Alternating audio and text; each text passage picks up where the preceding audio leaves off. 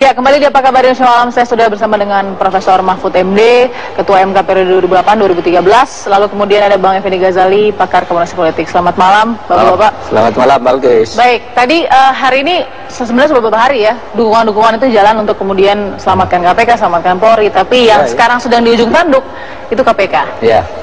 Prof. Mahfud, yang disampaikan oleh Pak Mahfud ke KPK apa sih sebenarnya tadi ke sana? Oh, enggak, saya tadi bertanya kepada mereka sebenarnya apa yang terjadi di dalam dan bagaimana situasi psikologis mereka. Karena saya katakan jangan sampai KPK ini ambruk, jadi kita harus tahu dan bisa mengantisipasi apa yang akan terjadi, dan itu bisa, antisipasi itu bisa dibuat kalau kita tahu apa yang sebenarnya. Ya, jadi saya tadi diskusi saja tentang kasusnya Samad, tentang kasusnya Bambang itu seperti apa. Bagaimana psikologisnya mereka, pimpinan KPK saat ini? Iya, kelihatannya mereka terpukul gitu ya, terpukul secara psikologis. Kemudian di kalangan pegawai, saya bicara sendiri dengan mereka ya, kalau ini tersangka semua nanti kami mengembalikan kunci ke presiden, kunci kantor, bahwa KPK sudah selesai, ini kuncinya terserah presiden gitu. Nah itu kan ya benar juga itu lah. Agak ekstrim juga ya Prof. Mahfud ya? Iya, dan betul juga kan kalau misalnya tersangka semua kan kemudian tidak ada yang bisa ngambil keputusan. Betul. Itu kan lebih tidak enak mereka yang birokrasinya di situ ya, tidak enak ya, itu ya. Jadi secara psikologis semuanya sebenarnya sudah siap begitu ya? Iya. Apa itu bisa dikatakan sudah siap atau justru agar disiapkan langkah-langkah antisipatif? Karena langkah antisipatif itu kan bisa saja kalau presiden mau pertama keluarkan SKP 3 seperti dulu untuk Bibit kan, atas perintah presiden Jaksa Agung keluarkan SKP 3, hentikan kasus ini karena ini. Atau yang kedua sudah lepas tapi buat perpu sebelumnya, kalau ini terjadi kekosongan pengambil alihnya secara cepat ke sini, lalu dibuat tim pansel gitu ya, pansel yang untuk mengganti yang permanen misalnya. Itu kan bisa dibicarakan dari sekarang. Kita ingin ke situ Prof, soal langkah antisipatif ya, agar kemudian tidak di ujung tanduk gitu. KPK yang sudah di ujung tanduk ini. Tapi kita ingin ke istana dulu, sudah ada informasi dari Windy Wellingtonia. Ada di gedung Sekretariat Negara, ada Windy Wellingtonia di sana. Windy, apa yang terbaru dari sana saat ini? Ya, sekitar pukul 18 tadi petang, Wakapolri Badurudin Haiti telah mendatangi gedung Sekretariat Negara untuk menemui Menteri Sekretariat Negara dan juga Sekretaris Kabinet Yani Pratikno dan juga Andi Wijayanto. Dalam pertemuan tersebut juga langsung memberikan keterangan pers, dan keterangan pers tersebut berisikan terkait menanggapi adanya isu bahwa KPK digeledah oleh pihak kepolisian. Dalam hal ini Wakapolri telah menegaskan ataupun membantah adanya isu tersebut, dan juga menjelaskan bahwa pihak kepolisian yang berada di depan gedung KPK tersebut adalah untuk mengamankan adanya unjuk rasa di sana, dan pengunjuk rasa tersebut memang sempat ricu, dan pihak kepolisian yang berada di sana adalah untuk mengamankan agar masyarakat juga tidak resah, dan hal tersebut juga termasuk dalam tugas-tugas dari pihak kepolisian. Adapun dari Mensesnek sendiri dan juga Sekap telah menjelaskan bahwa mereka mendapatkan telepon langsung dari Presiden Joko Widodo untuk menanyakan tentang isu tersebut, isu penggeledahan dari gedung KPK. Instruksi dari Presiden Joko Widodo terhadap ketiganya adalah untuk saat ini dan beberapa hari ke depan selama Presiden masih berada di luar negeri untuk kunjungan luar negeri adalah untuk tetap cooling down. Dalam hal ini Wakapolri juga menerima instruksi tersebut dan juga memastikan akan beberapa hari ke depan pihak kepolisian dan juga KPK tidak akan ada perseteruan, dan dalam hal ini juga telah dijelaskan bahwa isu-isu yang beredar ataupun adanya pihak-pihak yang mungkin akan memanfaatkan, dengan tegas menjelaskan bahwa pihak kepolisian menjaga keamanan dalam di gedung KPK dan tidak untuk melakukan penggeledahan seperti isu yang beredar. Dan juga kesempatan ini diberikan kepada masyarakat agar masyarakat tetap tenang dan juga tidak resah dengan adanya isu-isu yang terus berkembang. Demikian Balkis. Terima kasih Windy Wellingtonia. Prof, Bang Effendi Ghazali ditelepon Presiden, baru kemudian isu tentang penggeledahan ini hilang. Saya ingin tanya tapi harus jeda dulu sesaat lagi, tetap bersama kami. Itu dia, Bang. Saya ingin ke Bang Ege dulu nih. Bang Ege, melihat Pak Jokowi cukup cepat untuk menangani isu soal penggeledahan KPK ini, apa yang bisa diambil? Iya, sebetulnya dalam harapan banyak orang ya, ini bukan persoalan melihat terus sisi negatif atau tidak terhadap presiden kita, tapi dalam harapan banyak orang kan istilah KPK itu selalu didengungkan pada hari-hari ini, kemana presiden kita? Ternyata jawabannya ke luar negeri. Artinya, nggak maksud saya ada KPK, kemana presiden kita ya? Lagi ke Malaysia, Brunei, dan Filipina. Maksudnya, pertanyaan kita adalah, ini situasi genting. Bahkan tadi muncul seakan-akan ada spekulasi lain. Ini karena telepon dari presiden tidak jadi digeledah.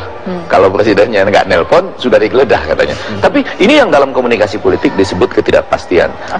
Melihat judul KPK di ujung tanduk, saya rasa ini benar.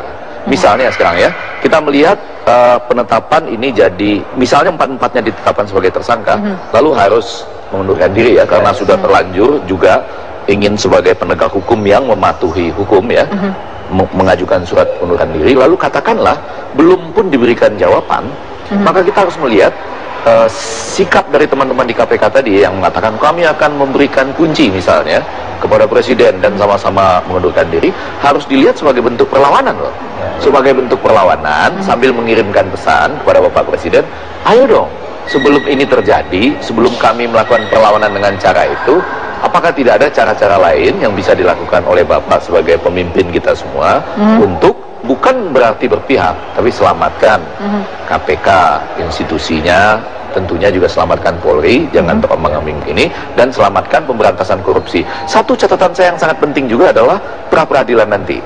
Kasus pra-peradilan itu menurut saya bukanlah sesuatu yang harus dilihat sebagai ancaman terhadap KPK dan lain-lain lumpuh atau tidak, tetapi itu akan menjadi sebuah panggung yang akan digunakan oleh orang-orang yang ingin menunjukkan betapa ada kelemahan-kelemahan misalnya di tingkat deputi penindakan ataukah para penyidik KPK. Jadi itu bukan mempersoalkan delik-delik hukum, kalau 5 nggak cukup pemimpinnya, atau nggak boleh mengangkat penyidik karena bukan itu. Mereka akan melimpahkan bahwa begini loh penyidik-penyidik itu apakah dalam tanda petik dipaksa oleh pimpinan KPK atau misalnya banyak melakukan hal-hal yang tidak adil kepada orang lain, sehingga apa yang dilakukan kepada BG itu tergolong tidak adil juga. Nah, panggung itu kalau terjadi sampai hari Senin yang akan datang, itu juga akan sangat berpengaruh terhadap persepsi publik, setelah ditambah dengan foto-foto, ya, setelah juga ditambah dengan penyangkalan-penyangkalan yang ada. Baik, ini ada kasus-kasus yang menjerat pimpinan KPK, Bang Ege dan juga Pak Mahfud nih, Pak Adnan Panu Praja. Tahun pelaporannya pada tanggal 24 Januari 2015 oleh Mukhlis Ramlan. Lalu kemudian Pak BW ini pada tanggal 19 Januari ya, soal Kota Waringin Barat tahun 2010. Tapi yang dikatakan tadi sudah dalam penyidikan selain Pak BW adalah Pak Abraham Samad. Pak Abraham Samad. Sedangkan yang kedua itu adalah masih dalam penyelidikan. Abraham Samad masih simpang siur. Masih simpang siur ya? Kalau Badrodin Haiti, Pak Wakapolri bilang dia baru sprindik tapi belum tersangka. Tetapi dari Sulawesi Barat dikatakan dia sudah tersangka. Kapolda yang bilang. Jadi ini tidak kepastian lagi ya? Ya, tidak jelasan, tetapi yang jelas. Dan agak menarik ya, ini di luar logika saya untuk kasus misalnya pemalsuan dokumen ya. Pemalsuan dokumen. Jadi saya coba analogikan ya, seorang Effendi Ghazali datang ke Prof Mahfud untuk bilang, Prof, saya tolong dimasukkan di kartu keluarga Prof, karena saya mau bikin KTP dan paspor. Lalu ditolong misalnya, entah ada balas budi atau apapun, tapi ditolong. Lalu saya melaporkan Prof Mahfud, Anda mau masukkan dokumen loh, kan saya yang minta tolong. Saya yang minta tolong. Ya inilah makanya kan tadi katakan apa jangan sampai ada upaya. Tapi Prof Mahfud, saya ingin tanya sebenarnya bagaimana sih yang ada di hadapan KPK, apa yang menjadi pilihan atau nggak ada pilihan lain lagi nih dari pimpinan-pimpinan KPK. Tapi nanti Prof sesaat lagi tetap bersama kami. Prof Mahfud, dengan berjalannya proses penyelidikan dan penyidikan mungkin yang sedang terjadi, meskipun simpang siur tadi kalau kata Prof Mahfud, lalu ada benda yang namanya Perpu yang keluar, apakah ini sudah dipikirkan oleh pimpinan KPK semua? Iya. Apa tanggapan mereka, Prof, tadi? KPK berharap ada seperti itu, tetapi untuk konsolidasi penguatan KPK agar selamat gitu ya. Karena itu memang sulit dihindari kalau betul sebenarnya. Kalau betul sekarang pun itu kan sudah tidak bisa berfungsi ya. Kalau Abraham Samad itu misalnya sudah tersangka kan tinggal 2 berarti. Tinggal 2 itu kan tidak bisa sebenarnya mengambil keputusan baru, mengambil keputusan baru. Tinggal ngelanjutin aja yang sedang diperiksa, yang apa gitu. Tapi menetapkan tersangka baru kalau cuma 2 kan tidak bisa, dianggap tidak quorum lah ya. Kalau bagi Prof, Perpu ini seperti bentuk solusi atau yang lain?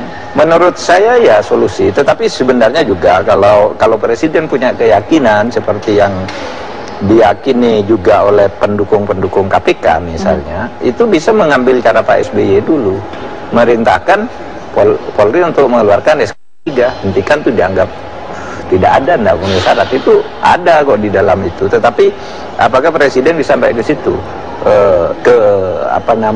keputusannya. Oleh sebab itu yang paling realistis memang Perpu. Nah, Perpu itu menurut hukum tata negara memang sama dengan undang-undang kedudukannya. Jadi dia bisa menggantikan undang-undang, bisa mengisi kekosongan undang-undang. Cuma emang berlakunya sampai dengan masa sidang DPR berikutnya. Yang bisa ditolak, bisa dikabulkan. Jadi kondisi ini sudah memenuhi persyaratan Perpu bisa di... Menurut saya sudah memenuhi syarat agar Presiden mengeluarkan Perpu. Sementara dengan SKP 3? Saya kira agak susah melihat arus. Kalau bibit Chandra dulu kan memang sangat kuat ya dukungan di masyarakat. Barisan Pak Effendi Ghazali apa itu kan dulu bikin acara Bang Effendi nggak kelihatan tadi di KPK. Iya, dulu waktu bibit sama dulu. Nah, yang sekarang ini Polri-nya banyak pendukung, KPK-nya banyak pendukung. Agak susah kalau SKP 3 bisa ramai. Kalau Perpu saya kira lebih. Tapi bukannya kalau Perpu berarti sama saja dengan mengamini bahwa memang benar pimpinan KPK semua bermasalah? Oh, tergantung pada isi Perpunya. Tergantung pada isi Perpunya. Misalnya, ya memang faktanya bermasalah. Misalnya selama kalau terjadi Perpu itu, kalau misalnya terjadi suatu saat pimpinan KPK kosong, maka pada saat itu Presiden bisa menunjuk orang berdasar ini. Itu kan bisa di Perpu. Namanya darurat juga kan? Atau membentuk satu tim, satu komite yang mengusulkan nama orang secepatnya kepada Presiden untuk melanjutkan, kan tergantung isi Perpunya juga. Gitu. Nah, kondisinya Prof, kalau misalnya Pak Presiden menunggu pra-peradilan dulu selesai, baru ada Perpu, dibedakan dengan Perpu dulu baru pra-peradilan, itu seperti apa? Saya kira pra-peradilan itu sebenarnya tidak terlalu terkait dengan Perpu, karena pra-peradilan itu menyangkut nasib Budi Gunawan ya. Sedangkan Perpu ini menyangkut nasib KPK-nya. Budi Gunawan menang atau kalah di pengadilan, kondisi KPK ini sekarang terancam, terancam lumpuh gitu. Nah ini ya yang harus diantisipasi. Dalam kondisi darurat seperti ini, darurat di KPK ya, sudah di ujung tanduk, Perpu itu harusnya kapan dikeluarkan oleh Presiden? Menurut saya secepatnya. Dan kalau kita dengar Andi Wijoyanto mengatakan sudah siap kan Perpunya dengan berbagai opsi Perpu. Nah itu saja secepatnya gitu. Kemudian itu yang menyangkut KPK ya. Antisipasi kalau terjadi sesuatu ini tidak boleh mandek KPK ini, gitu kan. Termasuk mengatur juga misalnya soal orang yang sudah mau hampir habis masa tahanannya tetapi belum diajukan kan. Sudah tahan sekian lama, padahal itu 120 hari harus cepat-cepat sudah maju, kalau tidak dikeluarkan kan begitu. Nah kalau keadaan begini siapa yang memutuskan kalau tidak ada Perpu? Perpu selalu terbit dengan beberapa alternatif atau hanya satu tujuan saja? Pokoknya Perpu itu yang keluar satu. Kalau Pak SBY dulu alternatifnya satu, iya kan? Yang Pak SBY dulu banyak tantangan juga Perpu, tapi tepat itu jalan keluarnya tepat saat itu. Karena cepat kalau tidak, dan tepat atau tepat saja? Tepat dan cepat pada waktu itu.